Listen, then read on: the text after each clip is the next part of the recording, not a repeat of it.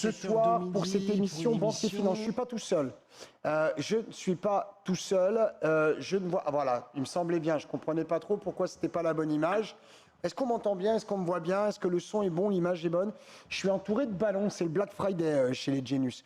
C'est le Black Friday sur les livres, sur les vidéos de formation. Si vous êtes intéressé, n'hésitez pas à vous retrouver sur The Genius Store. Je vais vous mettre l'adresse tout de suite dans le chat. Dites-moi en tout cas si le son est bon. Apparemment, un peu d'écho, nous dit Stéphane là-haut, Mariana, qu'on accueille quand même Axel dans de bonnes conditions. C'est quand même l'invité. Quand on invite quelqu'un, il faut quand même qu'il soit dans de bonnes conditions. Donc on commencera exclusivement quand tout sera OK. Ce qu'on peut me dire en tout cas, si tout est OK de votre côté, c'est bon, tout va bien. C'est OK, voilà, c'est au moins, c'est réglé. Plusieurs choses à vous dire. Une émission qui va être relativement plus rapide que les autres. C'est vrai qu'on traîne sur les autres. Donc, je vais faire rapide l'introduction pour qu'on puisse accueillir Axel très, très vite. Je vais reprendre un terme qu'il m'a envoyé par email. Je vous assure que c'est vrai. Il m'a dit, il va y avoir du lourd dans cette émission. Et j'en suis certain, il va y avoir du lourd dans cette émission. On va parler de la Chine, comme à son habitude. Oh, mais là, ça chie quand même. Ah ben, en plus, moi, j'ai un peu d'actu sur la Chine. En plus, c'est chaud, ça pique. C'est ricantonné, mais avec sauce, tu vois, dragon de feu. Hein, c'est ouf. Enfin bref, on verra ça. On verra aussi le Bitcoin. On verra aussi les problèmes de disparité entre le cours physique et dématérialisé de produits comme le silver et le gold. Vous êtes dans Banque et Finance, l'actualité des initiés, celle qui n'a pas de langue de bois. L'intérêt, en fait, de cette émission, c'est simplement que vous soyez effectivement prêts à réaliser les opérations qui vont bien dans les heures et les minutes qui suivent l'émission. Ah bon, t'es sûr? Oui, oui. Tout de suite après l'émission, on attaque avec le FOMC. Alors évidemment, c'est une émission privée cette fois-ci, celle-ci est publique. Merci à Axel en tout cas de nous autoriser à diffuser de manière publique. Mais c'est vrai qu'après le FOMC, réservé aux abonnés de Genius. Donc pendant cette émission, vous pouvez vous abonner à Genius Station. Je vous rappelle que pendant le Black Friday, vous avez une semaine d'offerte pour tout abonnement hebdomadaire, mensuel, semestriel, trimestriel, tout ce que tu veux. 09 80 08 20 11 09 80 08 20 11. Tu es abonné immédiatement. Tu te retrouves dans le FOMC avec nous tout à l'heure. Le FOMC, pour ceux qui ne savent pas, c'est le plus gros événement statistique financier du mois. Ça a lieu tous les mois. C'est la décision de la politique monétaire des banques centrales, en particulier la Fed américaine. Les autres suivront. Hein. C'est un peu le maître et leur toutou. Hein. Ça, c'est clair. Jérôme Powell qui va pas dire grand-chose. Mais en tout cas, les marchés ont pricé aujourd'hui. On vous a laissé la win bar. On a commencé ce matin avec 10 000 euros. C'est tous les jours comme ça. La win bar ce soir est à 12 849. On vient donc de réaliser 28%. 28% dans cet open. Tout est en live. Hein. Il n'y a rien de dissimulé, rien de caché, rien de planqué.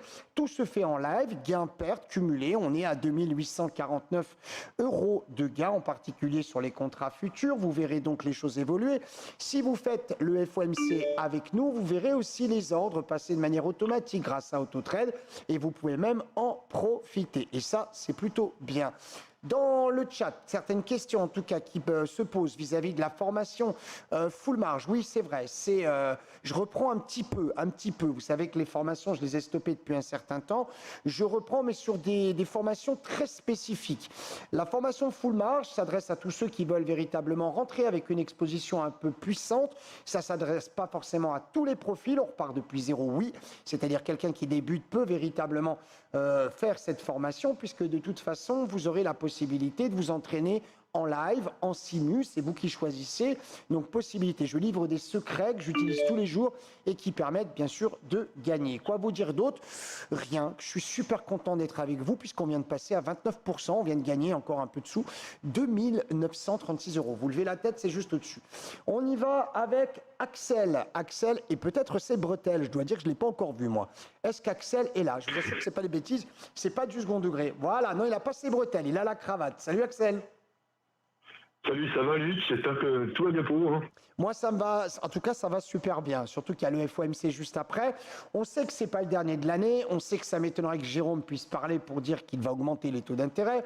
Mais on sait que tout ce qu'il va dire va être décortiqué, épluché, scanné, diffusé. En tout cas, ce qu'on sait, en tout cas, c'est que Jérôme Powell s'apprête à pas dire grand-chose, mais à laisser passer des pistes Pourquoi? Parce que Jérôme Powell, c'est son habitude, même durant l'ère Trump, il ne disait pas grand-chose, il agissait, il se mettait les présidents à dos, mais pour autant, il faisait avancer les choses. Pour l'instant, il n'y a pas beaucoup d'actu qui passent. Pour l'instant, les marchés indices Dow, Nasdaq, Russell et SP sont en train de monter et augurent une poussée acheteuse. Donc oui, si ça vous intéresse, je suis acheteur sur les indices. Voilà, j'ai fait ma petite intro. Très belle cravate, Axel, ce soir.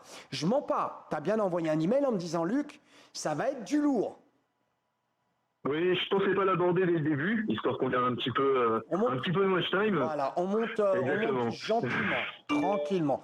Alors, par quoi tu voudrais commencer ce soir le truc qui coule, le cool-ups du soir? Et après, on va monter effectivement et on va accélérer. Si j'ai envie, tiens, un truc, Axel, avant que tu démarres, si vous restez bien avec nous et qu'on monte en volume de vues, je ferai peut-être gagner une semaine d'abonnement dans cette émission. Peut-être que je ferai gagner une semaine d'abonnement à Genius Station dans cette émission. Voilà, on peut laisser Axel, s'il te plaît, là-haut, Mariana. C'est dommage de le couper, il est tellement bien habillé, il est beau comme tout par rapport à moi. On dirait que je rentre du golf, Axel. Allez, on t'écoute. Est-ce que vous voyez ce que c'est un NFT, Luc? Est-ce que, pardon? Est-ce que vous voyez ce que c'est qu'un NFT, Luc? Bien sûr, évidemment. C'est un produit un peu atypique, un produit structuré, mais un peu atypique. Oui, alors en fait, c'est un bien non fongible, un fichier qu'on va tokeniser, c'est-à-dire qu'on va faire rentrer sur le système blockchain et qu'on va pouvoir échanger contre des jetons, des crypto-monnaies. Et c'est très intéressant parce que c'est un marché qui explose, hein, ça ne vous a pas échappé ces derniers mois. On a des prix mais qui sont affolants pour ces NFT. Est-ce que vous avez une idée du prix? Hyper spéculatif. Oui. Complètement. Et puis en fait, je ne sais même pas si on peut appeler ça un produit financier, puisque c'est vraiment du commerce main à la main. On trouve un acheteur qui achète notre bien et c'est vraiment ici toutes les sens de la chose. On n'est pas sur quelque chose d'organisé et liquide. Tu vas avoir des problèmes. Tu sais que la blockchain, c'est du produit financier. Si tu dis que c'est pas du produit financier, tu vas te faire engueuler. Pour les traders, non, les investisseurs crypto et ceux qui font effectivement de la technique, de la technologie crypto, ils sont dans la finance et pour eux, c'est véritablement des produits financiers. Alors, tu vas nous parler de quoi? Du NFT sur les tableaux, l'art, quel type de NFT en tout cas tu vas nous parler? Est-ce que vous connaissez le prix du NFT? Moi, je l'ai appris en rédigeant mes notes. Le prix du NFT le plus cher jamais vendu. Non. Et moi, ce qui m'intéresse, c'est le sous-jacent surtout. Sur de quoi il va parler? Le NFT, je voulais envoyer, c'est un grand tableau, beaucoup d'images, qui a été vendu à 69,3 millions de dollars. Wow. On appelle ce NFT le Everyday, the first 5,000 days. Ah waouh, effectivement, le gars s'est fait plaisir. Il y a du boulot là-dedans, ça c'est évident. Alors, ce NFT, c'est un NFT unique ou alors il a été scindé en plusieurs parts? En fait, tous les NFT sont uniques. Quand on appelle un NFT, c'est-à-dire non-fungible token, un token aujourd'hui vaut un token, donc ça c'est fongible. On peut échanger un bitcoin contre un bitcoin et on n'en verra pas la différence. Un NFT, lui, il est rentré du coup il est imprimé sur une blockchain et on peut faire circuler son droit de propriété à travers la blockchain. Donc, en théorie, il est censé être unique, même si, entre vous et moi, c'est là qu'on voit un petit peu le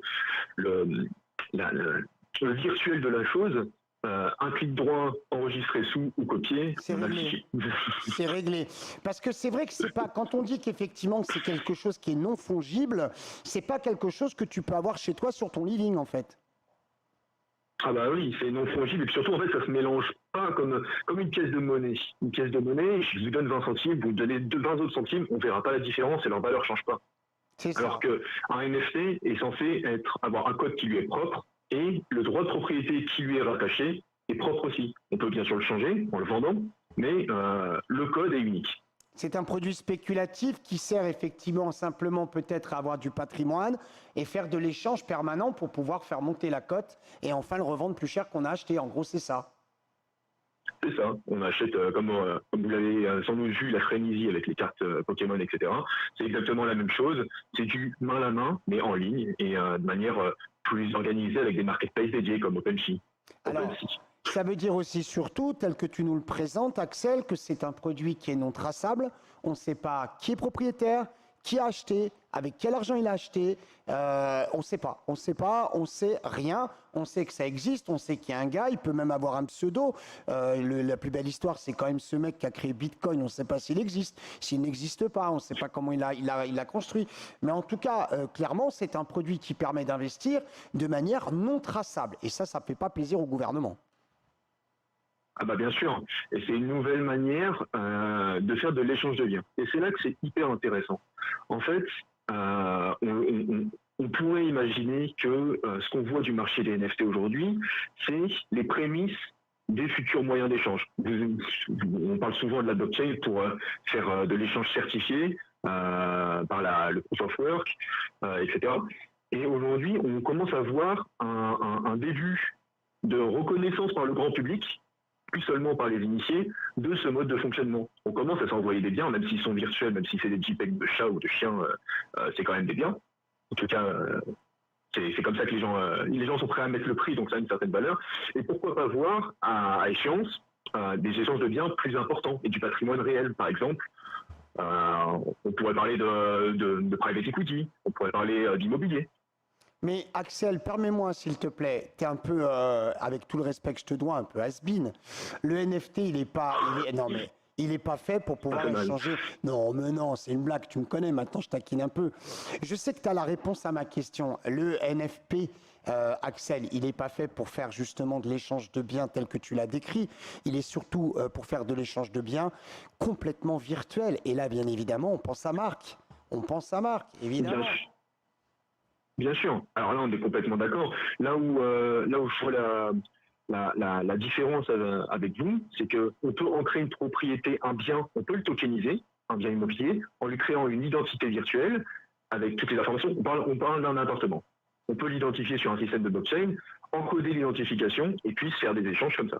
Aujourd'hui, c'est pas reconnu, mais on peut très bien imaginer. C'est fait déjà, Axel. Hein. Il y a déjà eu des transactions immobilières. Il y a même des bateaux qui s'achètent, il y a des maisons qui s'achètent. Et le plus beau dans l'histoire, mais tu nous en parleras, c'est que ça passe par l'espace, tout simplement. Maintenant, c'est satellisé, comme dirait l'autre. Ah oui, on est déjà dans le futur, alors.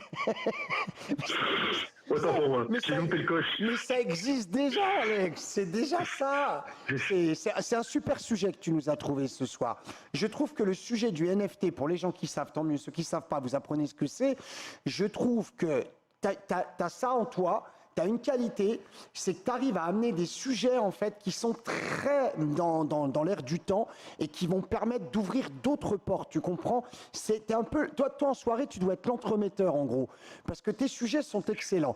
Donc tu voulais nous dire le NFT. Donc aujourd'hui, ce qui se fait traditionnellement, c'est d'acheter du bien immobilier, tu viens de nous le dire, des appartes. En fait, ceux qui achètent du NFT, quel est leur intérêt? C'est quoi? L'anonymat? Alors, je pense qu'aujourd'hui, on est plus dans une histoire de mode, comme d'habitude. Hein, c'est un peu la nouvelle finance qui fonctionne comme ça. On l'a vu avec les crypto-monnaies, on en parle depuis des semaines avec Elon Musk. Aujourd'hui, c'est comme ça que la finance retail fonctionne, entre guillemets. C'est suivre une mode. Et aujourd'hui, même si, moi, par exemple, je ne crois pas en les NFT, j'ai des NFT. Vous voyez, et on suit la vague et ça marche. C'est ça qui est incroyable. Les gens vont dessus tant que ça marche. Tu es sur du NFT spécifique, c'est-à-dire que tu as fait ton choix sur un token, un truc qui est tokenisé. En fait, tu as choisi un produit tokenisé que tu as acheté en token, c'est ça. Dans ton wallet, tu as des tokens. Exactement. J'ai un token qui est unique et j'attends un vendeur. On est sur un marché, il faut bien. Donc si on peut faire un petit peu de prévention, on n'oublie pas qu'on est sur un marché qui est pire qu'il liquide. C'est-à-dire que si quelqu'un n'est pas intéressé, si personne n'est intéressé, on ne vend rien. Mais il faut faire attention à ça. Est-ce que je suis complètement abruti de faire la relation avec Mark Zuckerberg? En gros, lui, tu le sais, avec son métaverse. Mark Zuckerberg, c'est pareil. C'est un mec, tout ce qui touche se transforme en or. Il a eu effectivement des moments. Est-ce qu'on peut voir Axel, s'il vous plaît? Laissez-moi avec Axel, s'il vous plaît, à l'écran. Voilà, je ne parle plus. La prochaine fois que vous me mettez sous seul, sans Axel, je ne parle plus. Je disais donc simplement que Mark Zuckerberg est loin d'être un abruti, loin d'être un con. Et s'il crée Metaverse, c'est parce qu'il a dans l'idée, non pas de faire voyager les gens de manière physique, mais plutôt les faire voyager de manière mentale et psychologique.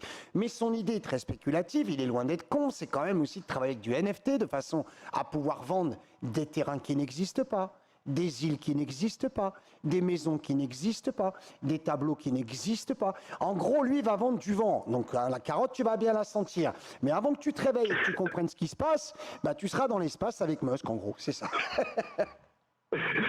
Vous nous décrivez un monde dystopique, attention.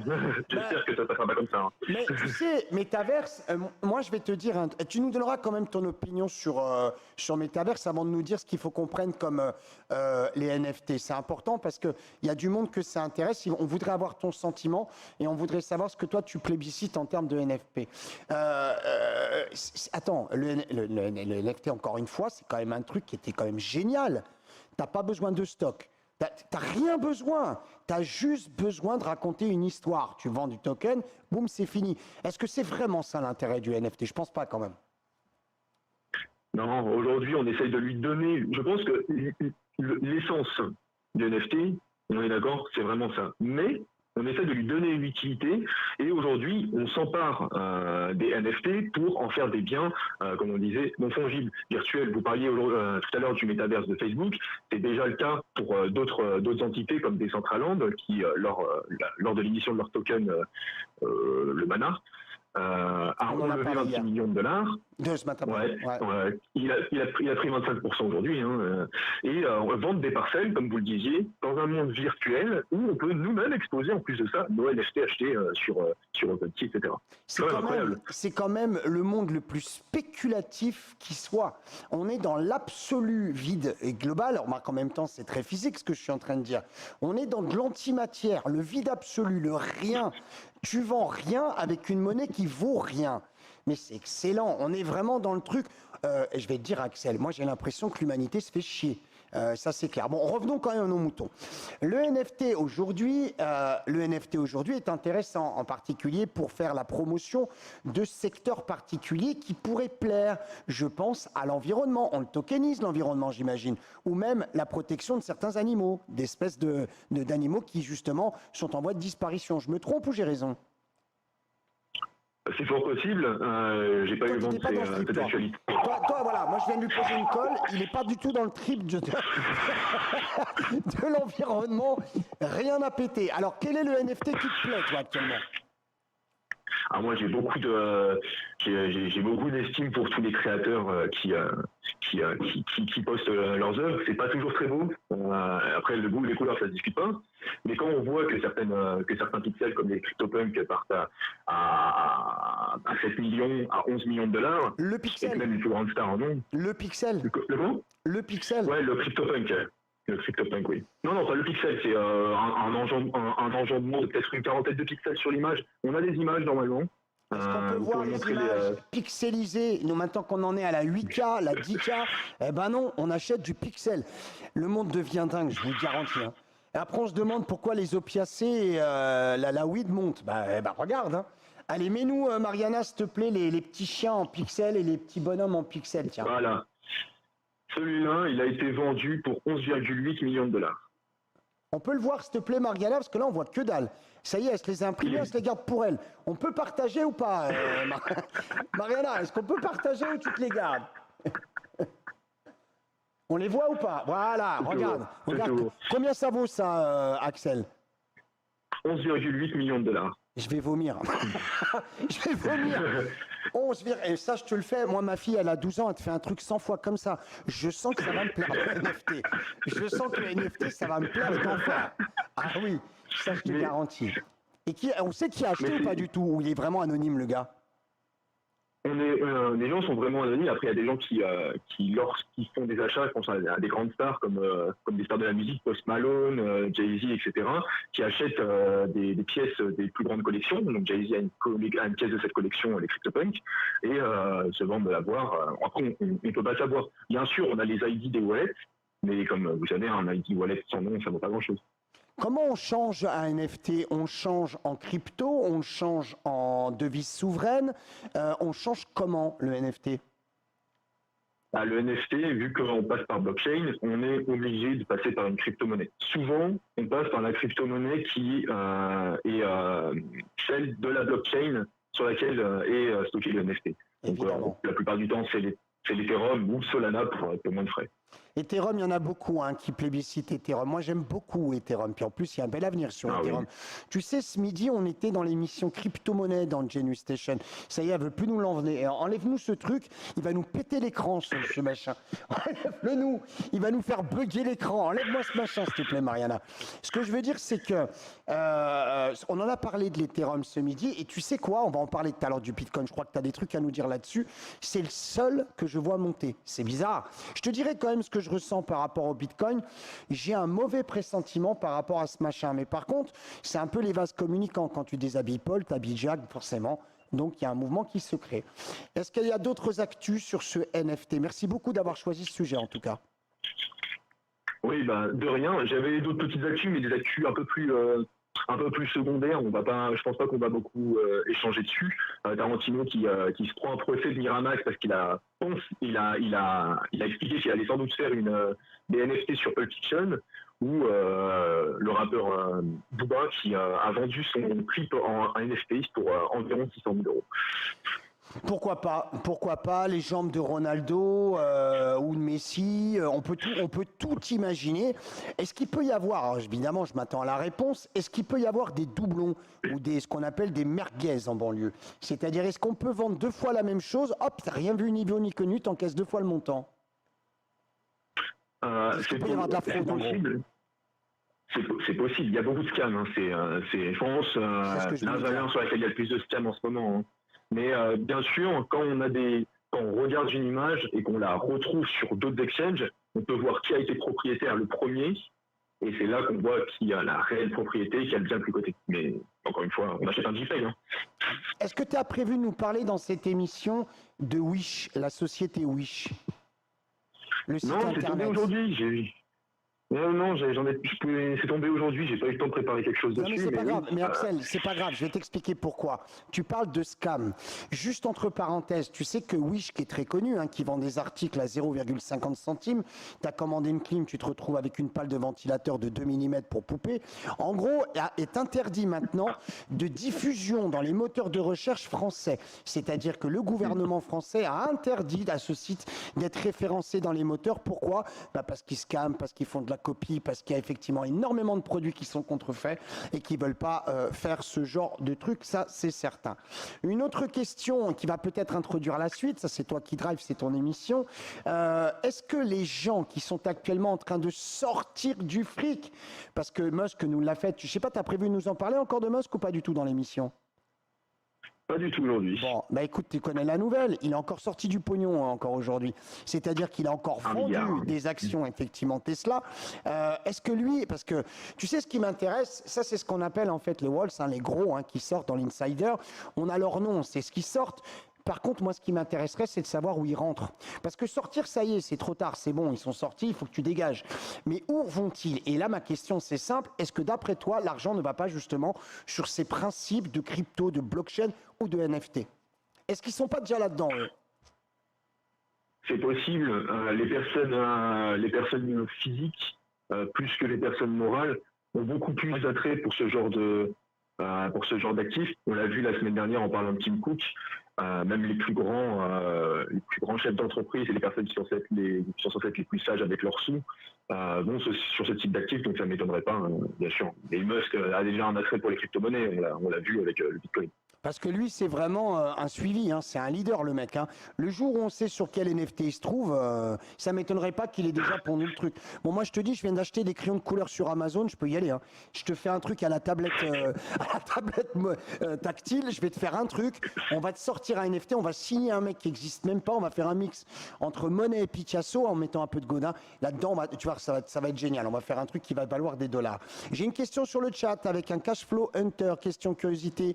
Seriez-vous prêt à shorter les banques, sachant que le marché crypto est en montée? Alors bon, le terme est un petit peu précis, mais ce qu'il faut comprendre d'abord, c'est que les banques, tu peux pas les shorter, tu n'as pas le droit, il y a des règles.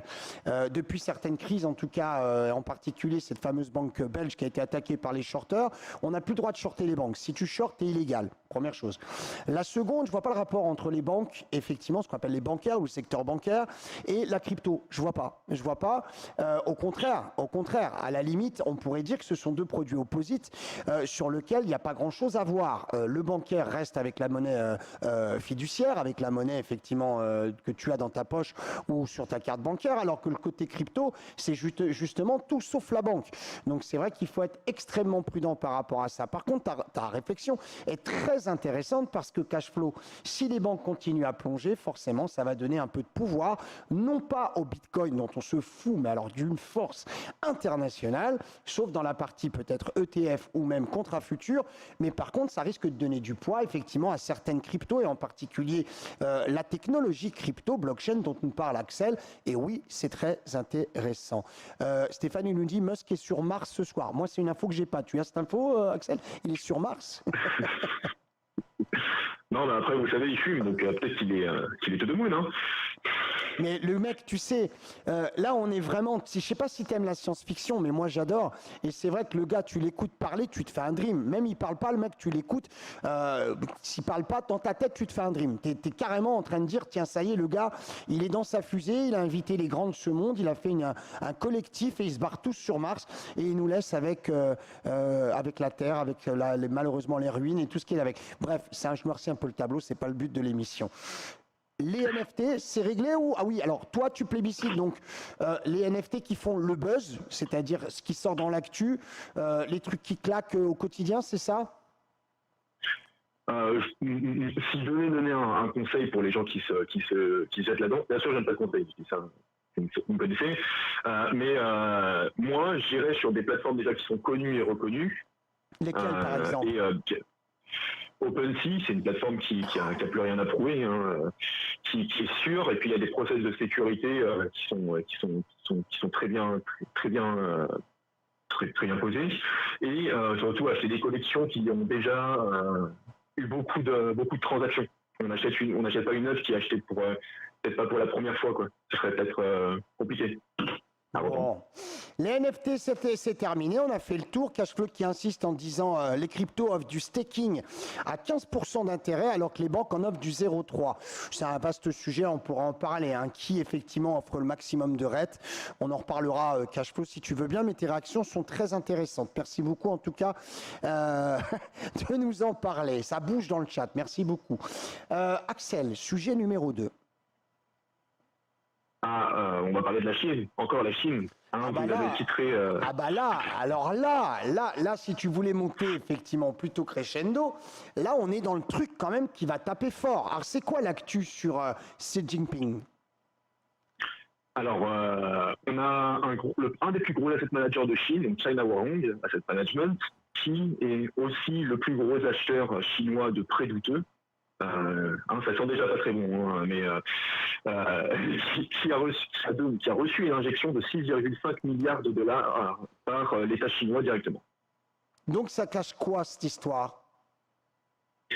Mais en fait, il faut savoir que elles n'ont pas besoin dans l'immédiat. Cette firme n'a pas besoin dans l'immédiat, selon les conférences de presse, de toutes ces liquidités. C'est à titre préventif. Il faut savoir qu'ils essayent de prévenir, entre guillemets, un défaut de paiement sur plusieurs milliards d'obligations internationales émises en dollars. Donc ils font quoi? Ils préviennent avant effectivement de courir. Mais ça veut dire qu'ils sont dans l'actualité de quelque chose qu'on ne connaît pas. Tu pressens quoi avec ces mouvements d'argent? Alors déjà, ce que je trouve intéressant dans ce sujet, c'est de se dire que l'État chinois, cette fois-ci, est intervenu, contrairement à Evergrande. C'est un premier mouvement qui devrait peut-être nous inquiéter, puisque ils laissent couler une plaie et puis ils rebouchent l'autre. Ils disent peut-être que ça va faire beaucoup ici. Et surtout, ils font rentrer beaucoup de personnes, beaucoup de sociétés au capital. Alors sachant que l'État chinois est quand même le plus gros actionnaire avec 57% de parts, il va être dilué à 28%. Ils font rentrer des très gros noms des sociétés chinoises comme China Insurance, ICBC, China Life Insurance. Et plusieurs autres. Le problème, c'est qu'on est sur un gouvernement qui va encore penser les plaies d'une mauvaise gestion. Ça fait depuis les années 90 que cette société a une politique d'achat d'actifs, on va dire pourrie, très agressive, et une politique de développement qui est beaucoup trop, qui couvre beaucoup trop de domaines, ce qui a augmenté fortement leur endettement. Et là, on est sur une société qui a déclaré au dernier résultat une perte de 16 milliards de dollars. Bon, moi, ce que tu me dis m'inspire quelque chose. La première chose, c'est d'abord qu'ils contraignent certaines entreprises en Chine, l'État chinois contraint certaines entreprises, effectivement, en Chine, d'acheter de la dette pourrie, parce qu'ils ne retrouveront jamais leur pognon, à moins que tu me dises le contraire. Non, en gros, cette société, dans un but spéculatif, a voulu acheter de la dette à très haut rendement, mais forcément, on a des défauts de paiement.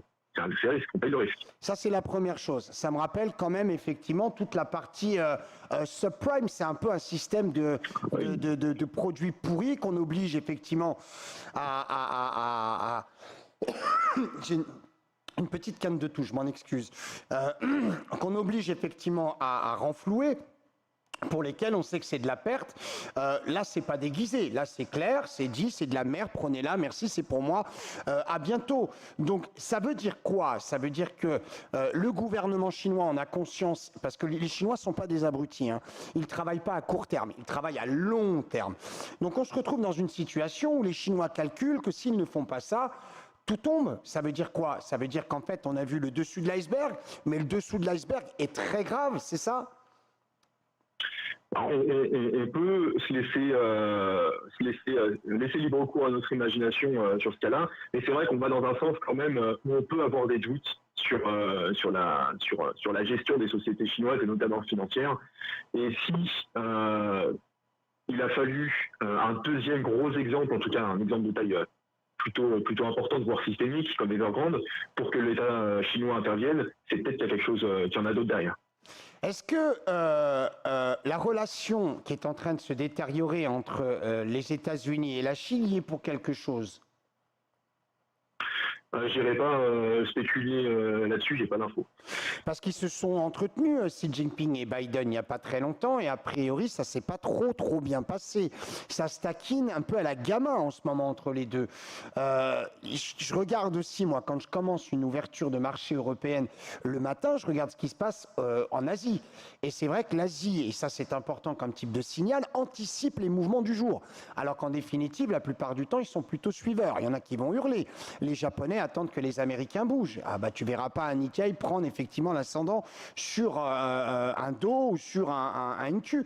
Donc ça veut dire que quoi? Ça veut dire que la Chine est en train de nous faire passer le message en disant que ça risque quand même de chauffer et qu'on risque d'avoir quoi? Une économie chinoise qui décline avec des taux d'intérêt qui remontent parce qu'on va perdre de la crédibilité dans certaines banques chinoises. Donc forcément les agences de notation vont se faire plaisir et on va prêter de l'argent plus cher parce qu'on n'aura pas confiance quant au retour de cet argent et ça va déteindre, transpirer sur les autres places en gros. C'est fort probable. Si on part dans ce type de scénario, une hausse des taux à cause du risque de créance est inévitable. Après, on devrait attendre plus d'éléments pour avoir une certitude sur ce genre de scénario. Et puis en général, quand la boule est tombée, il est déjà trop tard, on est en dessous. Alors, moi, je vais te dire un truc, Axel, peut-être que tu sais, mais pour moi, je pense que ça pue. Et je suis avec un terme technique, tu sais que c'est très élaboré le vocabulaire chez nous. Ça pue, ça huele mal, mais alors quelque chose de très bien. Je ne sais pas si tu es au courant, mais notre ami Biden a trouvé un truc pour bien faire chier les Chinois. Parce que lui, quand il se lève le matin, sa première chose qu'il fait, s'il se regarde dans le miroir, il dit... Comment je vais aller emmerder l'autre à côté parce qu'il me fait chier et je vais aller bien l'emmerder. Figure-toi, je ne sais pas si tu es au courant, que Biden est en train de créer un séminaire, un congrès, appelle ça comme tu veux, sur la diplomatie et le principe de relations internationales pour aider dans les accords multinationaux, multilatéraux, ce que tu veux, fais un peu de pompe et tu verras. Et figure-toi que dans son principe, il a invité beaucoup de pays. Tu t'imagines bien qu'il ne va pas faire un truc entre Washington et New York, ils n'en ont rien à foutre. Donc ils invitent beaucoup de pays et ils invitent, écoute bien, Taïwan. Tu vois où je veux en venir ou pas? Ils invitent Taïwan. Et qui ils n'invitent pas, écoute bien, ils n'invitent ni les Russes, ni les Chinois. Biden, c'est un taquin quand même, hein. c'est quand même un sacré taquin. Donc au mois de décembre, tu vas avoir un congrès dans lequel le mec est en train de prêcher pour la démocratie dans le monde, les bonnes relations. Il te fout en l'air les Chinois qui sont en guerre contre Taïwan. La flotte chinoise est en train d'entourer dans la mer de Chine Taïwan comme jamais. Les Américains font la même chose avec leur flotte. Les Chinois tirent sur des maquettes de navires américains dans le désert. Et les gars te font un congrès au mois de décembre. Je crois que c'est même de l'ordre du 17 ou un truc comme ça, je te retrouverai la date. C'est des cinglés, les gars, ils cherchent vraiment la merde. Là, si on a le bâton de dynamite, on a la mèche. Qui va amener le briquet pour allumer les bougies? Ça risque de péter quand même, hein. Oui, là, on est sur un scénario qui est très compliqué pour l'économie internationale, parce que voilà, les deux moteurs de la voiture sont en train de s'affronter et de pas aller dans le même sens, donc c'est compliqué. Surtout que les Chinois ont quand même quelque chose qui est assez envié un petit peu partout dans le monde. Quand on parle par exemple de tout ce qui est propre à la technologie, bien sûr on va parler des puces en particulier et des ce qu'on appelle non pas des métaux, oui. et alors les semi-conducteurs, mais on a besoin, tu sais, ça y est, je cherche mes mots, de métaux rares, ce qu'on appelle des matières premières rares, en particulier le silicium et autres, en tout cas, pour faire ce genre, effectivement, de produits. Tu sais quel est le plus gros, en tout cas aujourd'hui, qui fait ça, d'après toi? Quel est le plus gros, justement? Taïwan. Alors, c'est les Chinois. Ce sont les Chinois qui extraient effectivement le plus de minerais rares, en définitive, et qui peuvent les transformer.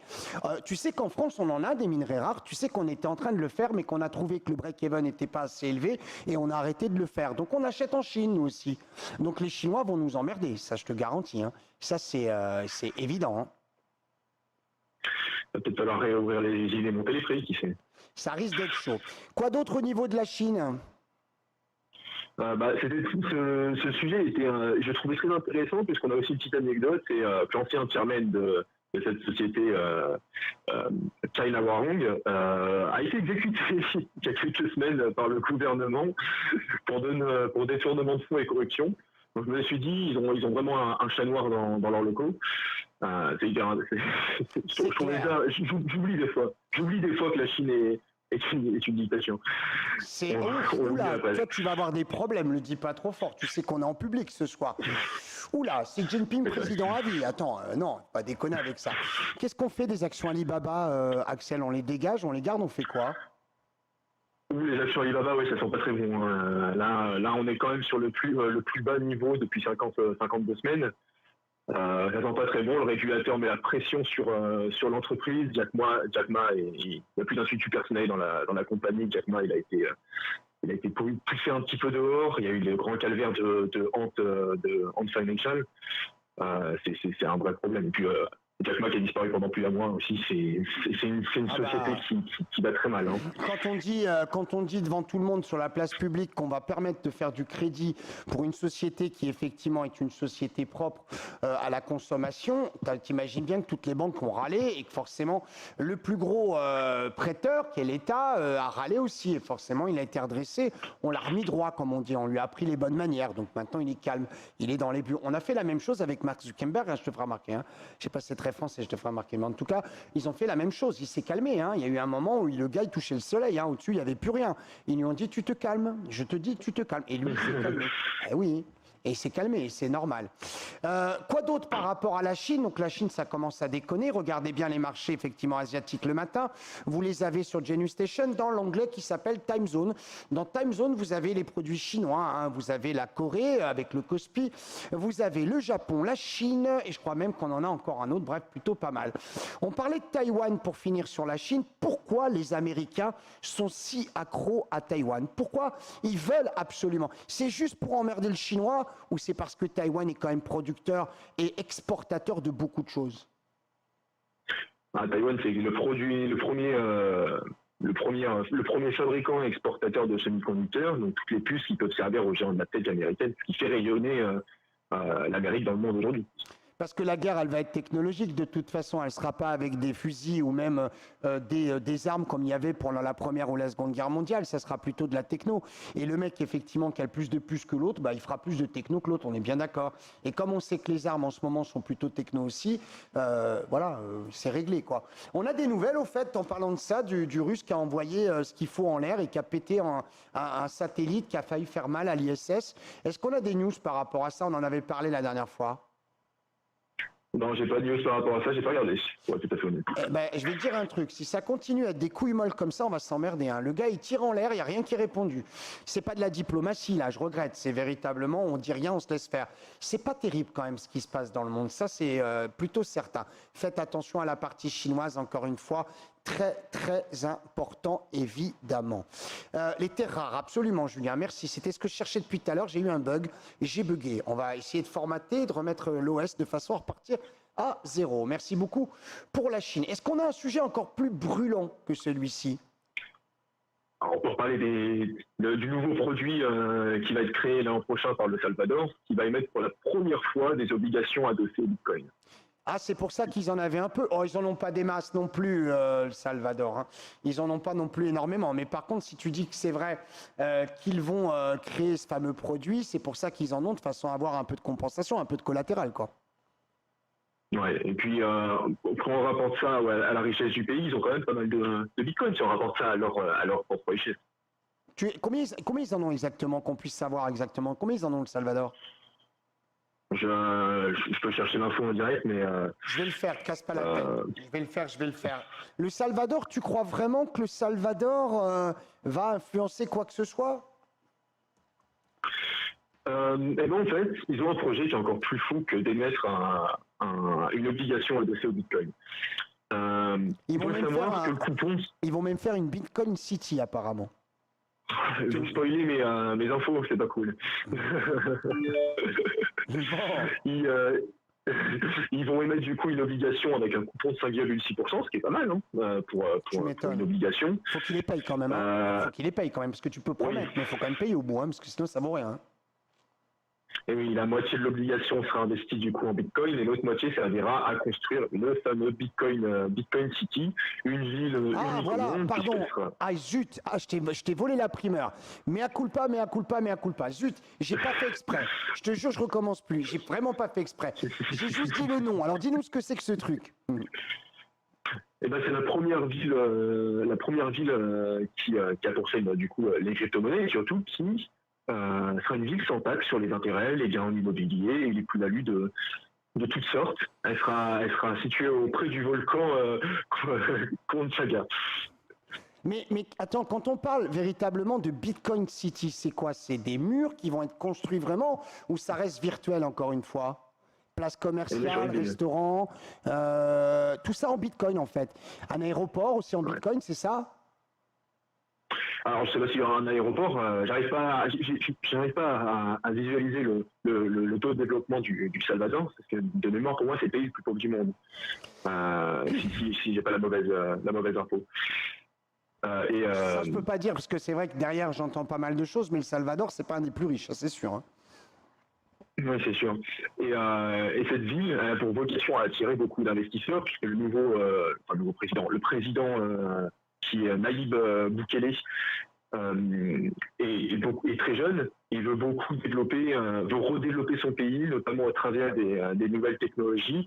Et il a bien fait, du coup, en créant la première nation qui a la crypto-monnaie Bitcoin en monnaie légale. C'est quand même une première mondiale. Et puis, il y a des pays qui sont là à le suivre. Est-ce qu'il a le choix Axel, moi je veux bien, mais est-ce qu'il a le choix aujourd'hui, s'il fait pas ça, il fait quoi? Si tu me parles de pays, d'ailleurs c'est complètement absurde, comme le Nicaragua, comme d'autres pays effectivement d'Amérique latine, ils ont le choix vraiment ces gars ou parce que ce qu'il a fait c'est très intéressant.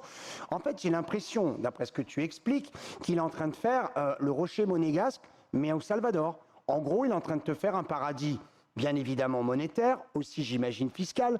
Il ne doit pas y avoir d'imposition là-bas. Le projet de Bitcoin City, c'est justement attirer les grandes fortunes grâce au zéro taxe, mais zéro taxe totale. On est sur zéro taxe des intérêts, des plus-values sur tous les biens immobiliers et sur les gains en capitaux. Comme ça, au moins, ça calme. Comme ça, au moins, c'est réglé. Bon, t'y crois, toi, à ce machin? Pour la petite histoire, j'ai envie d'y croire, mais si on revient dans le monde réel où on ne vend pas des images 70 millions de dollars, j'y crois moyen. C'est évident. Jusqu'où on va aller? C'est ça, en fait, la question. Jusqu'où allons-nous aller? C'est vraiment la question qui nous taraude et on aimerait bien avoir une réponse. Ça marche. Jusqu'au mur. Oui, c'est ça le truc. Et il va être dur, celui-là, parce que quand on va se le prendre, on n'aura pas d'airbag. Qu'est-ce qu'il y a d'autre que ce Salvador avec son Bitcoin City? Qu'est-ce qu'on a d'autre? On peut parler de la nomination de Powell, la renomination, la reconduction de Jérôme Powell par Joe Biden. Enfin, la renomination, oui, absolument, de Jérôme Powell. Il y avait du monde quand même sur la corde à linge, comme dirait l'autre. Hein. Il n'était pas tout seul. Oui, il n'était pas tout seul, mais il a priori fait un travail assez satisfaisant pour être reconduit par Joe Biden. Pour rappeler quand même qu'il a été nommé pour la première fois par son ex-opposant Donald Trump, et il a géré une crise qui était pas sans précédent, mais une crise qui était quand même grave et qui a eu une importance plus que systémique. Et le monde ne va pas si mal. Il a de la crédibilité, il arrive à obtenir des choses véritablement importantes, donc ça c'est clair. Donc Biden renommé, c'est une bonne chose pour les marchés.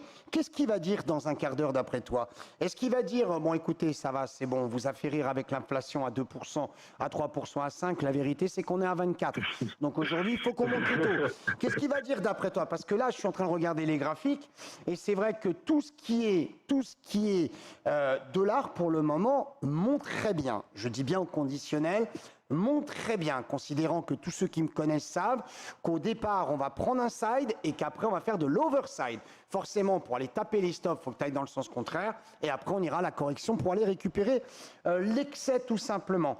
Il pourrait déjà, d'après toi, dire qu'il va remonter ses taux ou il se tiendra à 2022?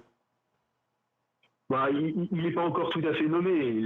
Sa candidature, sa nomination a été proposée, elle doit encore être votée par le Sénat, ça se fera sans encombre. Il sera plus compliqué de faire accepter Lael Brainard, sa vice-présidente, par le Sénat. Donc aujourd'hui, il ne peut pas se permettre de remonter les taux, ça c'est une certitude. Mais le programme de l'année prochaine risque d'être chargé. On va avoir 2 ou 3 hausses de taux durant l'année et sûrement à partir de juin. C'est ce qui est planifié. Ce qui est trop facile à planifier, la plupart du temps, ça pète au visage. Je suis très inquiet, moi, en définitive, parce que pour faire passer la pilule, il vaut mieux effectivement qu'il le fasse quand personne s'y attend. À partir du moment où personne s'y attend, personne. Quand tu vois que le Musk a vendu énormément d'actions, quand tu vois que du côté effectivement de tous les grands patrons, d'ailleurs de manière générale, ils sont tous en train de partir au fur et à mesure, ils liquident leurs opérations. Qui achète d'ailleurs, on ne sait pas, hormis les banques centrales. D'après moi, c'est pas le retail qui va acheter une action à 3000. Mais bon, après tout, je peux me tromper, ça c'est évident. Il faut être extrêmement prudent. Une dernière petite actu, Axel, avant de se quitter. 10 minutes avant FOMC, si vous êtes avec moi dans Genius juste derrière. On peut finir avec Powell en rappelant quelques infos intéressantes, notamment qu'on a eu quelques révélations ces dernières semaines, comme quoi les dirigeants de la Fed avaient fait passer quelques investissements qui entraient en conflit avec l'éthique. Il y en a 2 qui ont par ailleurs démissionné. Donc du coup, du illiquidité. C'est 2020, Axel, tout ça. Hein. On vient de l'apprendre, mais c'est 2020. Hein. Ça a été fait dans les règles, a priori. Mais par contre, je trouve que c'est super étouffé. Ça sort pas dans le côté collectif. Les gens râlent pas, quoi. Ouais, a priori, ces 2 derniers dirigeants, ça fait pas très longtemps, a priori. Moi, j'ai vu l'info hier sur un article tout récent. D'accord, moi il me semblait que ça datait de quelques mois déjà, mais bon, je me trompe peut-être. Il y en a 2 qui ont démissionné, tu as parfaitement raison. Powell, rien à foutre. Je te merde, a-t-il dit en tout cas. J'ai fait les choses dans les règles, mais t'as pris 6 barres quand même. Délit d'initié, pas du tout. J'ai informé tout le monde et la SEC a dit merci, donc a priori tout va bien. Prudence par rapport à tous ces gros mouvements insider en tout cas. Axel, autre chose ? En tout cas, on est sûr qu'au niveau de la politique de taux américaine, on va retourner vers une hausse de taux, on en avait parlé, c'est quasi certain, puisqu'ils diminuent déjà leur politique de rachat d'actifs, donc c'est quand même un signe, c'est quand même une première étape vers une hausse de taux. Et puis voilà, ils ne peuvent pas continuer à laisser courir l'inflation. Les prix de la consommation, ils sont en hausse de 6,2% depuis un an. Le taux de chômage, lui, est retombé à 4,6%. Et les taux qui se situent entre 0 et 0,25 et qui tombent en négatif si on les rapporte à l'inflation, c'est pas possible de continuer dans une situation comme ça. Les États-Unis. Quel est votre avis? Alors, c'est simple. Les États-Unis tapent dans leurs réserves de pétrole pour faire chuter le pétrole, parce que c'est le pétrole, l'inflation, elle vient de là. En gros, elle vient de là. C'est le pétrole qui a foutu le dawa, ça c'est clair. Là, les États-Unis tapent dans leur stock de pétrole pour effectivement augmenter l'offre par rapport à la demande. Les États-Unis réclament au Japon qu'ils tapent dans leurs réserves, bien évidemment, pour effectivement inonder le marché et éviter qu'il y ait une grosse spéculation. Mon avis, Axel, c'est que quand le chemin il est tracé, on ira quoi qu'il arrive. Le pétrole est un petit peu descendu sur l'effet d'annonce, mais crois-moi sur parole, il n'a pas fini de monter pépère. Cette inflation est dramatique, elle est sous-jacente, c'est du pu sous une croûte et on n'arrive pas à le soigner. Et c'est dégueulasse, parce que vous êtes peut-être en train de dîner, j'en suis conscient, mais ce que je veux, oui, mais une image, c'est une image, ça reste mieux. Il faut parfois faire véritablement des métaphores. En tout cas, ce que je veux vous dire, c'est que soyez prudents, bien évidemment. Une inflation importante, c'est aussi aussi, comme le disait Axel, des décisions aussi importantes, violentes, qui peuvent mettre en déroute tous ceux qui ont cru les conneries qu'on lit à droite et à gauche, qui vous incitent à acheter un marché, surtout à moyen long terme, en laissant passer quelques nuits, voire de l'overnight dessus. On peut se retrouver, écoutez bien, par expérience, un matin, un lever à 7 heures du matin, dans lequel vous apprenez que les Asiatiques ont perdu entre 4 et 5% de leur marché. Quand le marché parisien ouvrira, on ne vous laissera même pas sortir de vos opérations. On vous dira « The game is over », laisse-le tomber. En même temps, Axel, et je finirai là-dessus, j'ai qu'une envie, c'est qu'il se pète la figure. Tu sais pourquoi?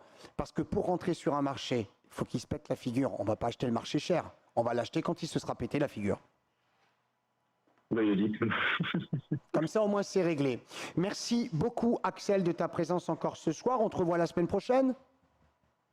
Eh ben oui, j'espère. J'espère bien. Bon, même heure, même endroit. Encore du lourd. Trouve-nous du sanguinolent, des prises de bec. Alors évidemment, on pense aux chamailleries entre Biden et Xi Jinping, mais c'est en train de monter bien haut. Et puis l'histoire, encore une fois, de son espèce de congrès là pour la démocratie ou je sais pas quoi, inviter Taïwan et foutre en l'air la Chine et la Russie, à mon avis, il va y avoir du sang et du vent dans les voiles. Ça, c'est évident. Axel, mille merci pour ta présence. Tu restes avec nous pour le FOMC sur Genius TV, dans Genius Station. Malheureusement, il va falloir que je vous laisse. Eh bien, écoute, c'est pas grave. Mais on va le faire. On le fera le FOMC en tout cas. Merci à toi, Axel, et on se retrouve dans une semaine. Dans une semaine. Merci à vous d'avoir suivi l'émission. Merci à vous de nous avoir regardé. Si vous êtes abonné dans Genius, vous restez bien avec nous. On switch sur Genius TV. On se retrouve immédiatement. On va travailler les currencies, bien sûr, le Forex, mais aussi les indices. Ça devrait bouger quoi qu'il arrive. Les marchés sont pas trop nerveux. Et puis alors, je vais vous donner quand même une astuce très simple. Quand on appréhende un FOMC, pour voir si le FOMC, effectivement, va être violent, tu regardes tes volumes. Et en fait, dans ton DOM, quand tu as des volumes qui se vident, ça veut dire qu'effectivement, tout le monde a la trouille et à un moment donné, ça va péter. Merci à vous. Rendez-vous la semaine prochaine en live ou alors immédiatement après dans Genius TV. Vous n'êtes pas encore abonné. Genius-station.com, Genius-station.com ou alors encore mieux, 09 80 08 20 11, 09 80 08 20 11. Merci à tous. Take care. Choose enjoy. Ciao. Bye bye.